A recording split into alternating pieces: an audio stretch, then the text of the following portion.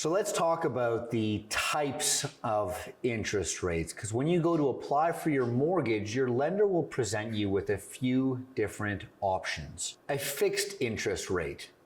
This is where the interest rate stays the same for that entire term. So whether you've chosen a 2, a 3, or a 5-year, maybe even a 10-year term, that rate stays the same. They are usually higher than variable interest rates. With a fixed interest rate, your payments will stay the same for that entire term. Now let's talk about variable rates. A variable rate can increase, or in some cases decrease, during the term. Typically, the interest rate is lower with a variable rate than a fixed rate. With a variable rate, now in some cases, you may get a hybrid or a combination interest rate. A hybrid or combination mortgage has both fixed and variable interest rates built in. Part of your mortgage has a fixed interest rate and the other has a variable interest rate. The fixed portion gives you partial protection in case interest rates go up, and the variable portion provides partial benefits if rates fall. It's important to note that an increase in interest rates will increase your monthly payments. So for example, if interest rates go from 5% to 7%, renewing a $250,000 mortgage would cost you an extra $300 a month. If you want to pay off your mortgage faster, I would suggest that you increase your regular payment amounts ever so slightly, or make a lump sum payment against that mortgage principal. These are very important parts of your mortgage that you should be asking your lender or your mortgage broker about. Trust me, even an extra $1,000 against your mortgage principal from time to time can make a big difference. You can even make accelerated payments, which means that you can do payments every 2 weeks or 2 payments a month. With this in mind, you may be paying more, but you'll save money in the long run, and that'll help build more of a financial cushion. Now let's look at open and closed mortgages. There are a few differences between an open and a closed mortgage. The main difference being flexibility. That flexibility comes in making extra payments or paying off your mortgage completely. In an open mortgage, the interest rate is usually higher than on a closed mortgage with a comparable term length. It allows you more flexibility if you plan on putting extra money towards your mortgage. This may be a good choice for you if you plan to pay off your mortgage soon. You plan to sell your home in the near future. You think you may have extra money in the near or distant future to put toward your mortgage. Now, closed mortgages. The interest rate is usually lower than an open mortgage with a comparable term length. Closed term mortgages usually limit the amount of extra money that you can put towards your mortgage payment each year. Your lender calls this a prepayment privilege, and it is included in your mortgage contract. And it is a privilege because it can allow you to pay off your mortgage quicker. Now, not all mortgages allow prepayments, and this, of course, can vary from lender to lender. A closed mortgage may be a good fit for you if you plan to keep your home for the rest of your loan's term. So again, whether that be 2, 3, 5, or 10 years. Or if the prepayment privileges provide enough flexibility for the prepayments you expect to make. Now let's touch on portable mortgages. Just as it sounds, this is kind of a mortgage that you can take with you. So if you sell your home to go buy another one, a portable mortgage allows you to actually transfer your existing mortgage. This includes the transfer of your mortgage balance, your current interest rate, and the terms and conditions that you currently abide by. Now, you may want to consider porting your mortgage if you have a favorable term and condition on your existing mortgage. You also may want to avoid prepayment penalties for breaking that mortgage contract early. This is something that you'll have to check with your lender or your broker to see if your mortgage is even eligible for porting. A lot of restrictions apply to this, so do your due diligence. Now let's touch on assumable mortgages. An assumable mortgage allows you to take over or assume someone else's mortgage and their property. It also allows someone else to take over your mortgage on your property. That is, of course, if the terms of the original mortgage allow for it, and those terms must stay the same. An assumable mortgage should not be confused with what we're hearing a lot about these days, a VTB, otherwise known as a vendor takeback, otherwise known as seller financing. This is when the seller of a property actually holds a portion of the mortgage and lends it to you. They in turn become the bank or the lender, and you agree upon a term and rate and conditions with that individual, just as you would with a mortgage lender such as a bank or a credit union. Now, it's important to check with your lender if your mortgage is assumable or portable. Lenders may have to charge you a fee in some cases for a mortgage to be assumed. Your mortgage contract also indicates if you pay a fee to complete that transfer. So this probably brings us to the next question. How do we know which mortgage is right for you? Choosing the right mortgage for you depends on a number of things, mainly your financial goals and your risk tolerance. Open mortgages, as we discussed, offer flexibility for those wanting to make large prepayments or pay off that full mortgage early, or even with potential interest rate fluctuations.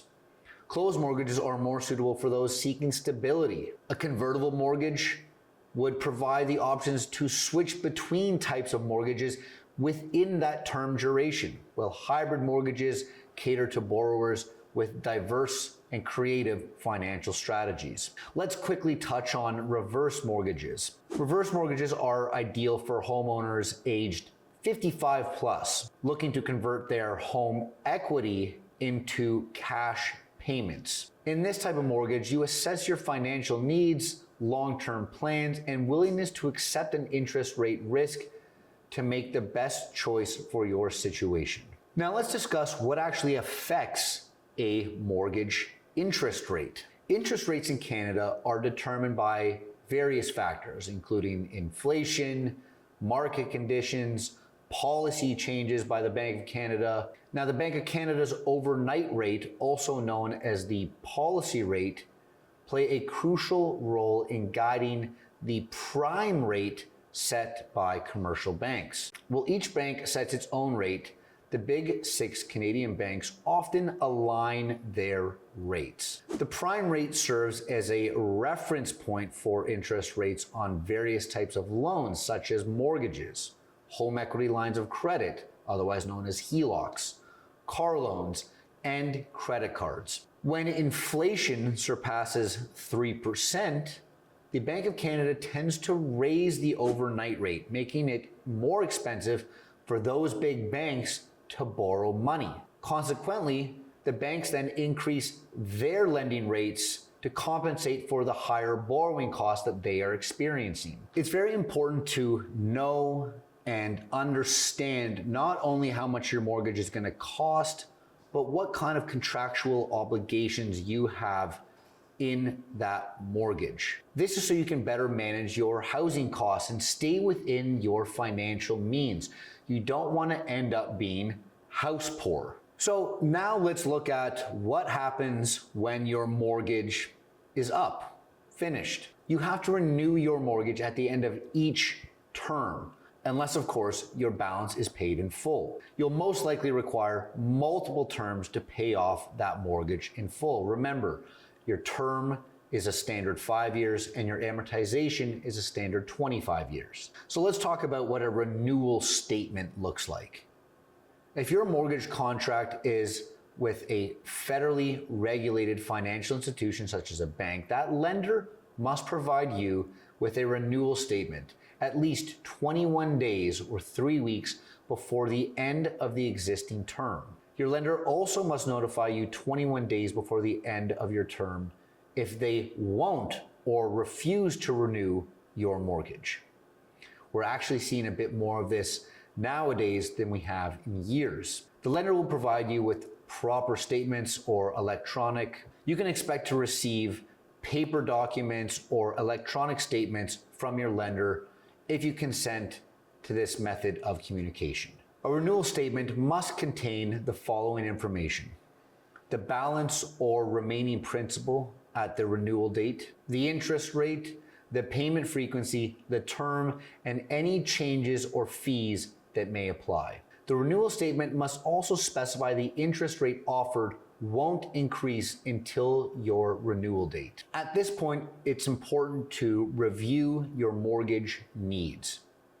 When your mortgage term comes to an end, you have to pay off your mortgage in full or renew. To help you find the right mortgage, consider if your budget allows you to increase your payments to pay off your mortgage sooner and save more on that interest, right? You want to be paying more against the principal. Or at this point, if you want to change your payment frequency, you may want to start making additional payments. You'll also want to see if you're satisfied with the services offered by your current lender. You also at this point have the opportunity to consolidate other debts that have higher interest rates and increase the amount of your mortgage. It may be a good idea to shop around at this point. If you've been in a 5-year term, it's likely that things in the market have changed. You don't need to renew your mortgage with the same lender. You can move your mortgage to another lender if their terms and conditions suit you better. So start shopping around a few months before the end of your term. Contact various lenders. Reach out to a mortgage broker to check if they have any offerings or options that better suit your needs.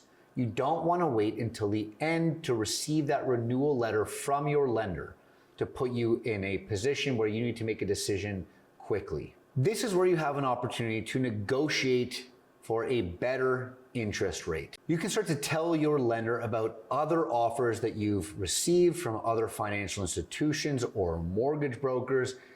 You may need to provide proof of these offers, but this could be great leverage in helping you get a better negotiated rate. If you don't take action at this point, your renewal of the mortgage term may just be almost automatic. This means you may not be getting the best interest rate terms and conditions. If your lender plans on automatically renewing your mortgage at the end of that term, it will say so on that renewal statement. You may have decided to switch from your current mortgage to another lender for a loan for the same amount, and if this is the case, that new lender will need to approve your mortgage application all over again. That new lender may use different criteria than your original lender did years ago when you initially qualified for that original mortgage. So be prepared to go through that process again if you do decide to switch. Now, there can be a cost associated to changing lenders. Make sure you find that cost out before you venture down that road and try to change lenders. Set up fees with a new lender, which may include discharge, registration, transfer, or assignment of fees from your current lender, an appraisal fee to confirm the value of the property, and potentially other administrative fees. This is also a great opportunity to ask if your potential new mortgage lender is willing to pay for some or all of your costs to switch over to them. You may have to pay a new mortgage loan insurance premium when you switch. This is likely if the amount of your loan has increased or if you have extended your amortization period. If you already have mortgage loan insurance on your existing mortgage, tell your new lender. This may help avoid paying mortgage loan insurance premiums twice.